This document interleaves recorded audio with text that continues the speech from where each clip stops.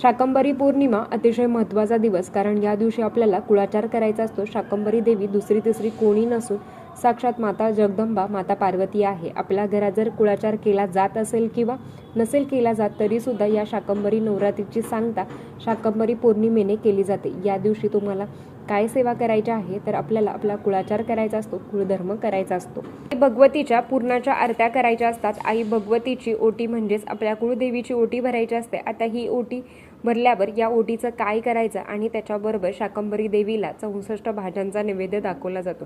या 64 भाज्यांचा नैवेद्य दाखवलं मागचं काय कारण आहे, कारण ही साक्षात फळांची देवी आहे, भाज्यांची देवी आहे आणि तिला ज्या कुठल्या 64 भाज्या आवडतात तर त्याचा नैवेद्य दाखवला जातो. तर खरंच 64 भाज्या कुठल्या आहेत आणि याचाच नैवेद्य दाखवला जातो का, तर शाकंभरी नवरात्रीचं अवचित साधून शाकंभरी पौर्णिमेला आपल्याला काय सेवा करायची आहे आपल्या कुळदेवीची, की जेणेकरून या नवरात्रीच्या कालावधीमध्ये 7-8 दिवसाच्या कालावधीमध्ये काही करणं शक्य झालं नसेल तरीसुद्धा तुम्ही ही सेवा करू शकता. आता सेवा कुठली आहे तर या संदर्भातली माहिती खाली दिलेल्या लिंकवर आहे. धन्यवाद. श्री स्वामी समर्थ.